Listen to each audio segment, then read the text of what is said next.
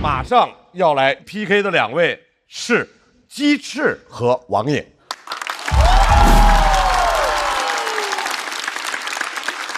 首先要上场的这位，来自会说笑喜剧的新朋友，让我们有请来自广东的鸡翅。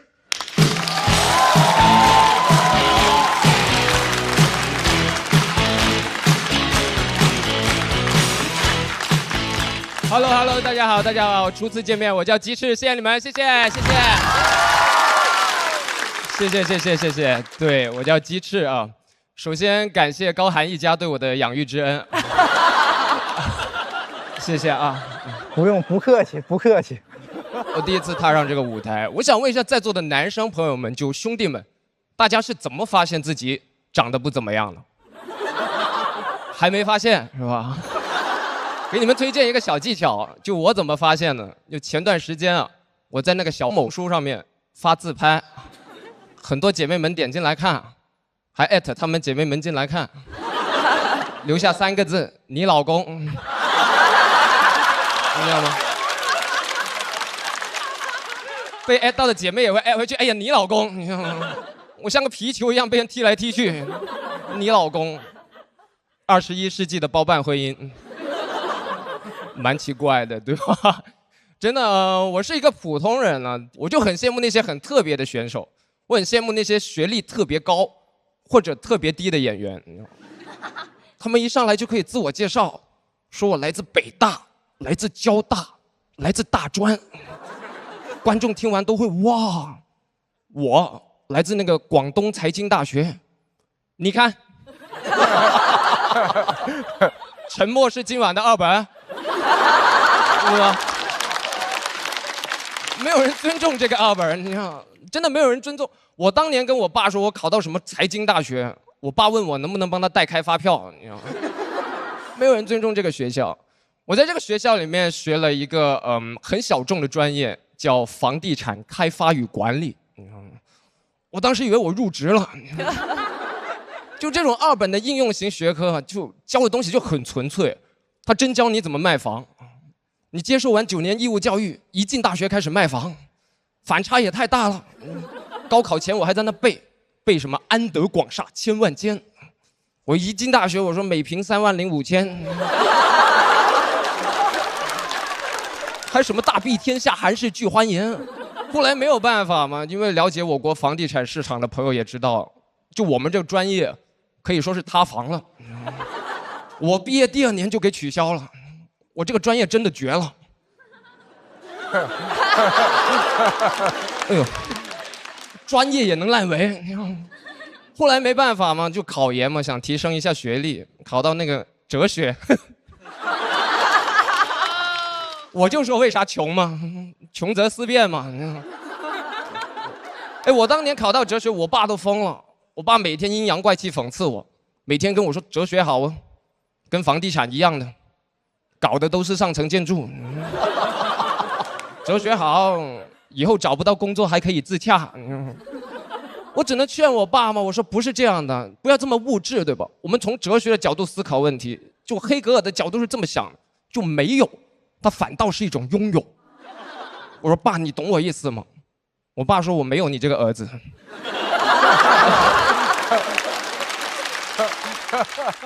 因为我能理解，因为哲学跟房地产就很难融合到一块儿，一个纯粹，一个有铜臭味，对吧？你很难想象，就苏格拉底他在搞哲学的同时还搞房地产，对吧？别人怎么请教问题？别人过去问他说：“苏总，请问人生3大问题的答案是什么？”苏总把烟一掐，地段还是地段。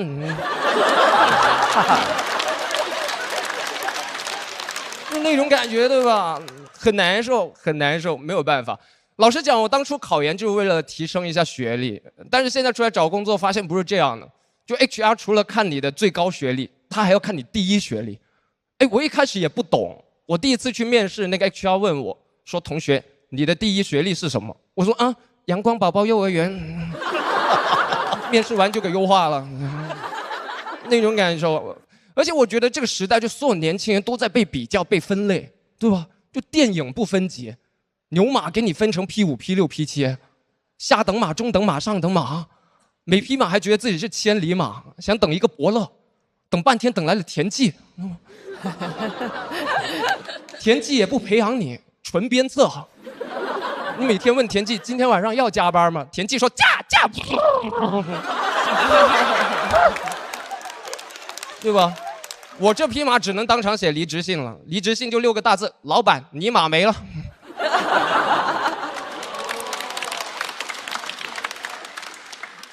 真的蛮生气的。而且老实讲，我考的这个研其实还不错，我考上的是那个中山大学的哲学系。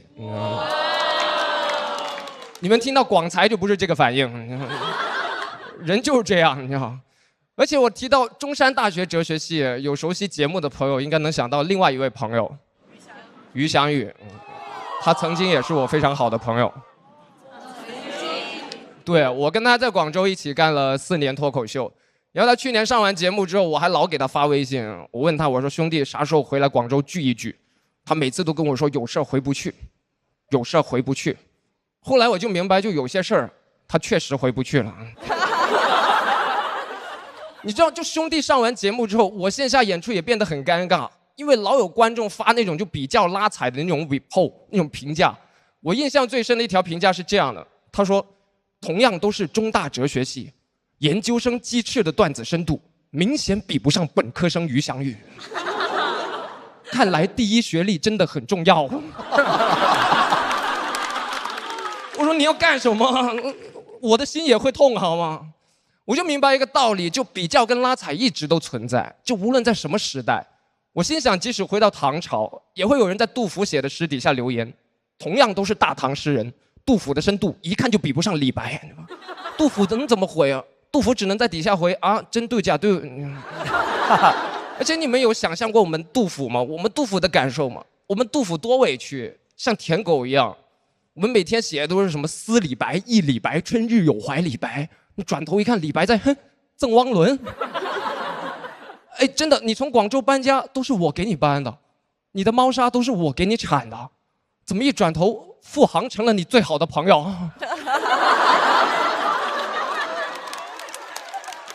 哎，桃花潭水3000尺，还不及拍沈赠你情。哎，很多朋友看到这会问我是不是破防了，是不是就是破防了，就是破防了。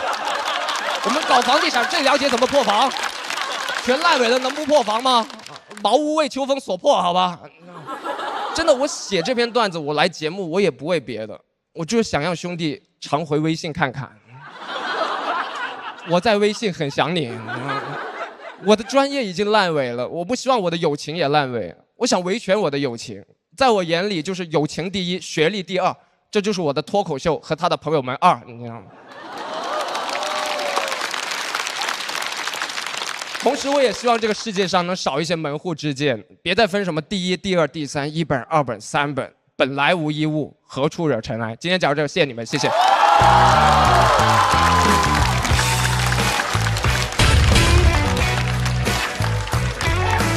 在他们2个后面太难讲了。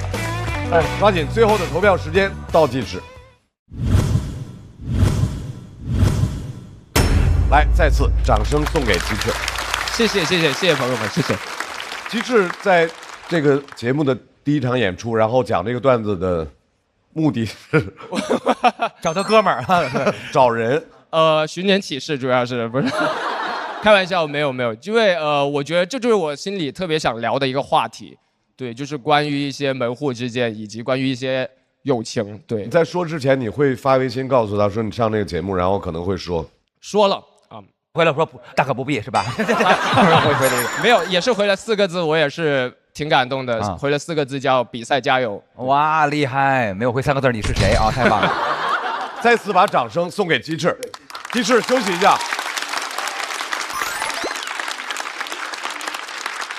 要和鸡翅1v1 PK 的王颖，这位选手特点是他会用特别平静的表演来呈现特别不平静的内容。掌声欢迎王颖。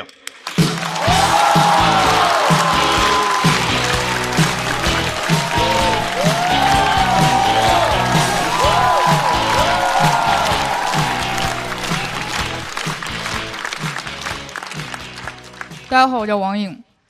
想跟你们分享一下我生病的事情。我2年前得了乳腺癌，对，我是乳腺癌赛道。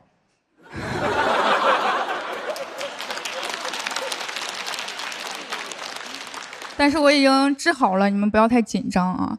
我一开始也犹豫要不要讲这个话题，我想我要讲这个，我怎么区分观众给我投票是因为好笑还是因为同情呢？后来又一想，我要的就是同情票。我是怎么发现我得这个病的呢？我外甥在家疯跑，一头撞到我的胸上，我的胸就一直疼。后来就去医院检查了一下，确诊乳腺癌之后，说实话我有点生气，我就问医生，我说是不是因为那个小兔崽子撞的我？我总得怪点啥吧，总不能怪我自己吧？医生说不是啊，反而是因为他撞了你，你才能这么早发现这个病。你是这里所有人里边最幸运的，你知道吗？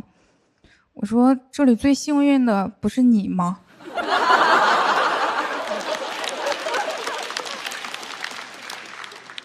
我现在接受了，就生病不是因为我外甥啊，我得病的最主要的原因是因为熬夜和吃外卖。我妈说的。吓唬你们一下。生病之后有一个问题一直在困扰我，为什么是我？Why me？ 我后来想到一件事情啊，我大学刚毕业的时候，当时特别叛逆，剃了个光头，总有人问我你为什么要剃光头，给我问烦了，我就跟他们说，因为我得了癌症，在化疗。想到这个我吓了一跳，我去，老天爷不会以为我当时在许愿吧？住院之后，医生跟我说手术方案是要全切，就是把一个乳房全部切掉。这个消息还挺冲击的，听到我就哭了，因为我知道我失去的不只是一个乳房，还有未来50年的择偶权。我当时哭着和我男朋友对视了一眼，我觉得那一刻我俩的想法应该是一样的，都是完了，这回不好换了。我不是说女生少一个乳房就找不到男朋友啊，我知道有的女生很优秀很有魅力，你别说少一个乳房，你多一个都能找到。我只是说我真的很难找。我男朋友后来跟我说他不介意我生病，不会因为生病跟我分手，他人真的挺好的。但是我听过一句话，没有天生的好人，只有被约束的文明者。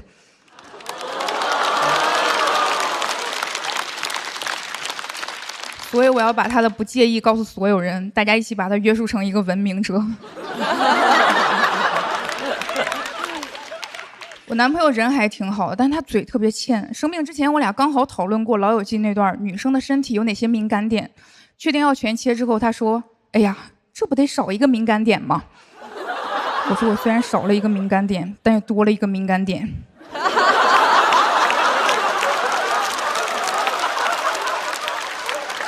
你说话给我注点意。医生说我可以做重建，装个假体进去，但是会很疼，恢复期也很长。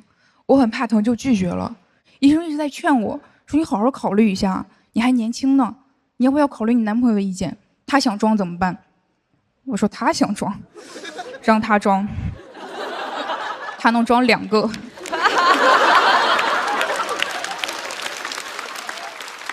我能理解医生的顾虑啊，很多人会觉得少一个乳房之后人就不完整了。我有朋友甚至专门过来安慰我说，你不要觉得自己不完整了，亚马逊的女战士为了方便射箭会直接把自己的右乳房切掉，他们的完整形态就是没有右乳房。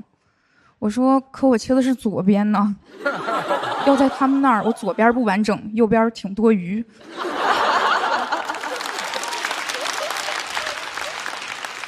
手术前一天晚上我还挺紧张的，我们病房4个病人都睡不着觉，家属，我们世界上最亲的人在打呼噜。我睡不着就看了一下，发现只有我妈没睡，我当时特别感动，觉得还是我妈最爱我。我就说妈你也睡不着啊？我妈说这怎么睡得着，呼噜声这么大。手术之前先把我推到手术室的走廊上，长长的走廊上只有我躺在那里，就很容易乱想。我脑子里全都是手术失败怎么办，治不好怎么办，有没有可能是误诊，误诊能赔多少钱，全是这种想法。后来为了缓解我的恐惧，我就想唱歌，但是因为太害怕了，我声音都是抖的。我躺在那里唱2只老虎，2只老虎跑得快，我越唱越难受，他们一直没有眼睛，一直没有耳朵。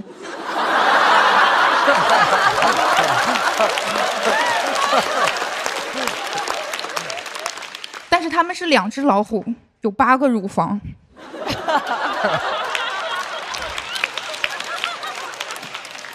手术还是挺成功的。手术完我就在医院和其他病友聊天，会听到一些稀奇古怪的建议。有个病友就说我们最好不要吃海鲜，因为海鲜不利于伤口恢复。有个病友说我们不要吃甜食，因为癌细胞喜欢糖分。有个病友说不对吧，医生没跟我说呀，他让我想吃点啥就吃点啥。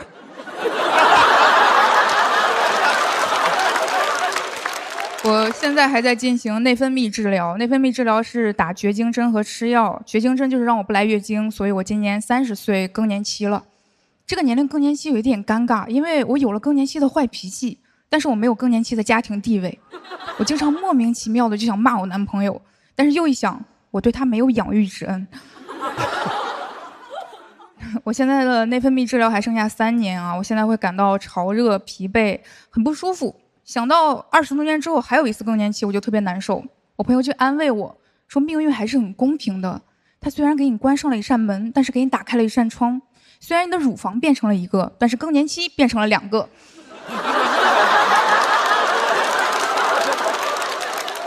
很多人生完这种大病之后会有一些变化，变得看得开一些，不那么在乎别人的看法。我没有这种变化，因为我以前就不在乎。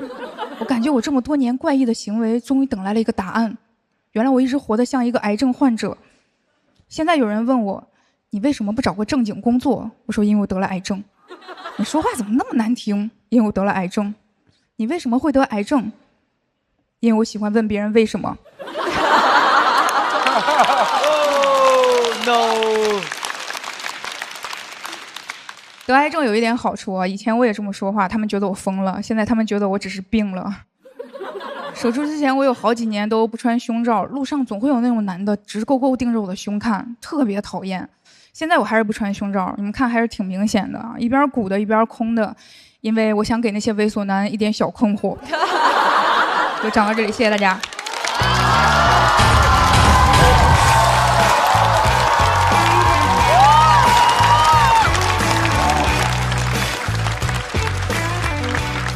王颖锁票通道倒计时。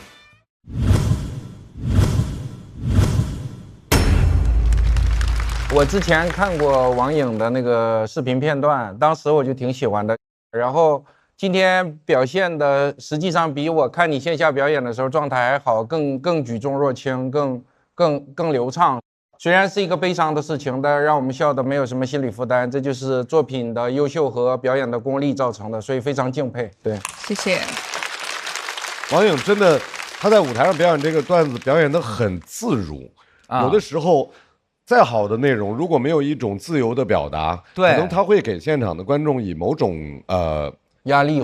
对。太好了，王颖今天的表现真的是非常棒啊！因为很多人面对一些就是一定会心里非常恐惧的事情的时候，然后像王颖这样的演出，就真的能带来心中的慰藉跟那种平静，然后感觉有一种感觉特别。刚才他说了一句话，我马上就要哭了。他说他一直活得像一个癌症患者啊。其实我这么多年怪异的行为，终于等来了一个答案，原来我一直活得像一个癌症患者。重点就是在于那个点真的很打动我。我觉得很多时候也许没病，然后或者他有病没病，这个世上活着都要找到一个真正自个儿该走的路那个样子，特别棒。好。我们作为女性观众里面，她就是直面自己身体和有一些表达，我个人会特别喜欢，然后会带给我很多的力量。谢谢。好，我们再次把掌声送给王颖。来了，我们来看一下鸡翅和王颖的得票情况是。